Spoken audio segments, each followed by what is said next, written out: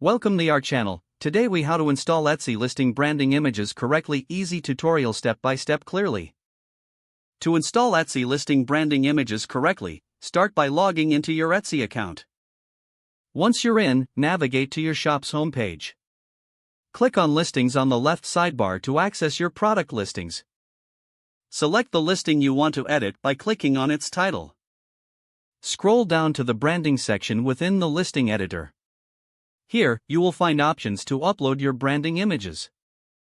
Click on the Upload Images button to select your files. Choose high-quality images that represent your brand effectively. Make sure each image meets Etsy's recommended dimensions for optimal display. Once you've selected your images, click Open to upload them. Wait for the upload to complete, which may take a moment depending on your file size.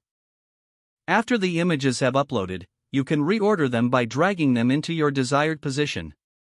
Double-check that the images appear clear and visually appealing in the preview. If you need to change any images, simply click on the trash icon next to the image to remove it.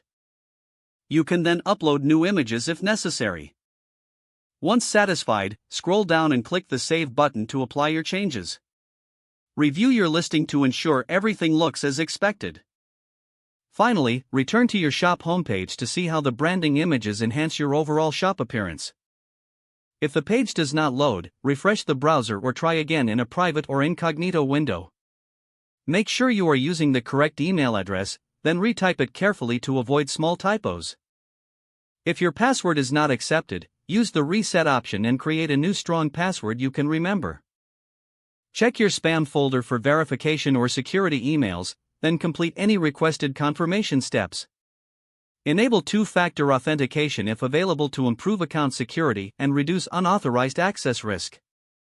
After signing in, review your profile details so your contact information and settings are accurate and current.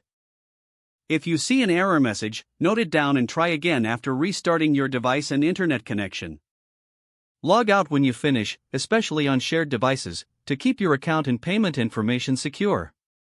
If the page does not load, refresh the browser or try again in a private or incognito window.